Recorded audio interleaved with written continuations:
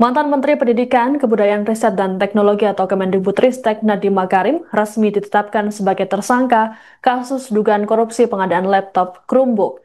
Penetapan tersangka oleh Kejaksaan Agung RI ini dilakukan setelah mendapat bukti-bukti yang cukup serta pemeriksaan para saksi.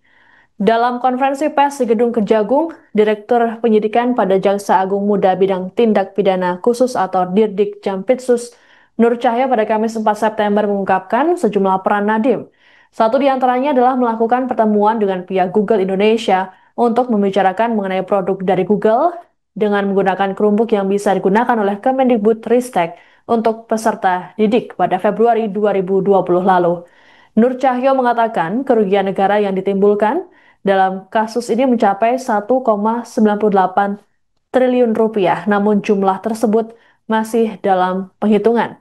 Nadiem pun akan menjalani penahanan selama 20 hari ke depan di Rutan Salemba, terhitung sejak hari ini. Sebelumnya, Nadiem telah menjalani 3 kali pemeriksaan sebagai saksi terkait kasus korupsi Chromebook, termasuk yang dilakukan pada Kamis 4 September hari ini. Adapun Kejagung lebih dulu menetapkan 4 tersangka dalam kasus ini, yaitu Direktur SMP Kemendikbudristek periode 2020-2021 Mulya Satya, Direktur SD Kemendikbudristek 2020-2021 Sri Wahyuningsih, lalu mantan staf khusus Mendikbudristek Nadiem Makarim, Juristan, serta mantan konsultan teknologi pada Kemendikbudristek Ibrahim Arif.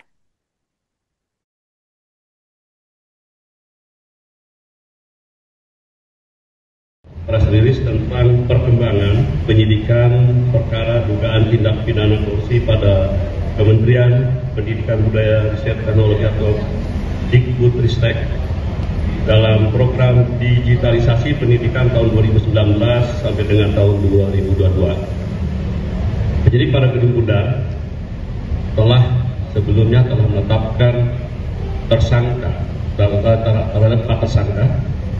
Dan dalam perkembangannya, penyidik melakukan pendalaman, pemeriksaan, dan pemanggilan terhadap para saksi kurang lebih 120 dan juga 4 ahli. Dari hasil pendalaman, keterangan saksi-saksi dan juga alat bukti yang ada pada sore dan hasil dari ekspos telah menetapkan tersangka baru dengan inisial NAF. Terkait dengan perkembangan ini, di sini sudah ada Pak Dirdik. Untuk waktu dan tempat kami persilakan Pak Dirdik. Terima kasih Pak Kapus Penkum yang saya hormati rekan-rekan media semuanya. Assalamualaikum warahmatullahi wabarakatuh.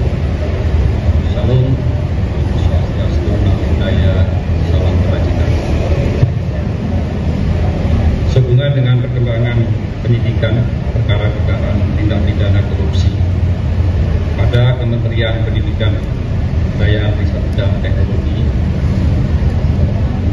dalam program digitalisasi pendidikan tahun 2019 sampai dengan tahun 2022, dapat kami sampaikan bahwa berdasarkan hasil pemeriksaan dan alat bukti, yaitu berupa keterangan saksi, ahli, petunjuk, dan surat, serta barang bukti yang telah diterima atau diperoleh tim penyidik pada Jampitsus, pada hari ini kembali menetapkan 1 orang tersangka dengan inisial NAM selaku Menteri Pendidikan, Kebudayaan, Riset dan Teknologi Republik Indonesia periode tahun 2019-2024. Perbuatan yang dilakukan oleh tersangka NAM antara lain yaitu pada bulan Februari 2020,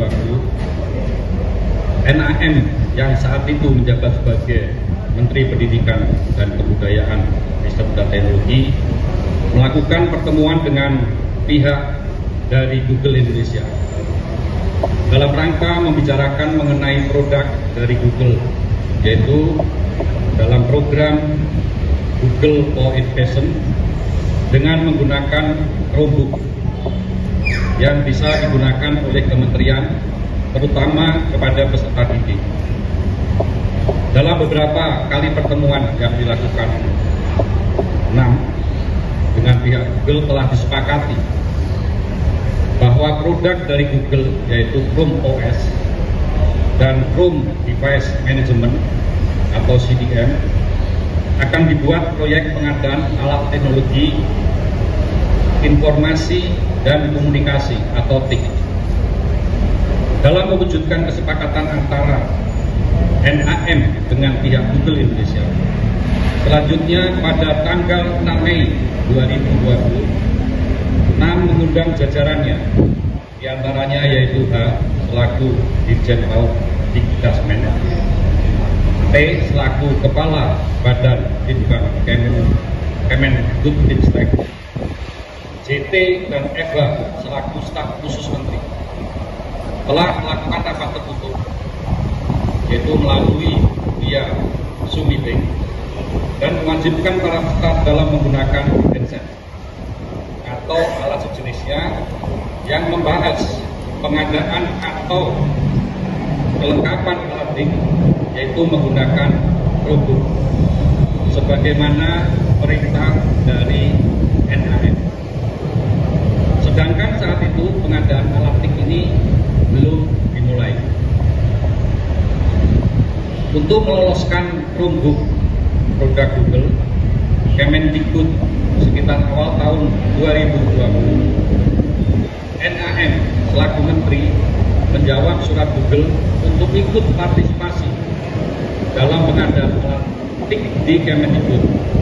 Padahal sebelumnya surat Google tersebut tidak dijawab oleh menteri sebelumnya, yaitu MD, yang tidak merespon karena dicoba pengadaan Chromebook tahun 2019 telah gagal dan tidak bisa dipakai untuk sekolah garis terluar atau daerah terluar tertinggal terdalam 3T. Atas perintah 6 dalam pelaksanaan pengadaan TIC tahun 2020 yang akan menggunakan Chromebook, SW selaku Direktur SD dan N selaku Direktur SMP membuat juklat yang spesifikasinya sudah mengunci, yaitu Chrome OS. Selanjutnya tim teknis membuat kajian review teknis yang dijadikan spesifikasi teknis dengan menyebut Chrome OS. 6 pada bulan Februari 2021 telah menerbitkan Permendikbud nomor 5 tahun 2021 tentang petunjuk operasional dana alokasi khusus fisik reguler bidang pendidikan tahun anggaran 2021 yang dalam lampirannya sudah mengunci spesifikasi Chrome OS. Ketentuan yang dilanggar: 1. Peraturan Presiden nomor 123 tahun 2020 tentang petunjuk teknis dana alokasi khusus fisik tahun anggaran 2021. Kedua, Peraturan Presiden nomor 16 tahun 2018 sebagaimana telah diubah dengan Peraturan Presiden nomor 12 tahun 2021 tentang pengadaan barang jasa pemerintah. Ketiga, Peraturan LKPP nomor 7 tahun 2018 sebagaimana telah diubah dengan Peraturan LKPP nomor 11 tahun 2021 tentang pedoman perencanaan pengadaan barang jasa pemerintah. Kerugian keuangan negara yang timbul dari kegiatan pengadaan TIC diperkirakan senilai kurang lebih 1.980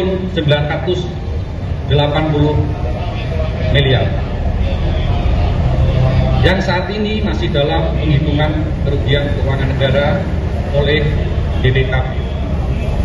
Pasal yang disangkakan: tersangka 6 disangkakan melanggar pasal 2 ayat 1 atau pasal 3 junto pasal 18 Undang-Undang Nomor 31 Tahun 1999 sebagaimana diubah dengan Undang-Undang Nomor 20 Tahun 2001 tentang perubahan atas Undang-Undang RI Nomor 31 Tahun 1999 tentang pemberantasan tindak pidana korupsi junto pasal 55 ayat 1 ke 1 KUHP. Untuk kepentingan penyidikan, tersangka NAM akan dilakukan penahanan di rutan selama 20 hari ke depan sejak hari ini tanggal 4 September 2020. Download Tribun X sekarang, menghadirkan lokal menjadi Indonesia.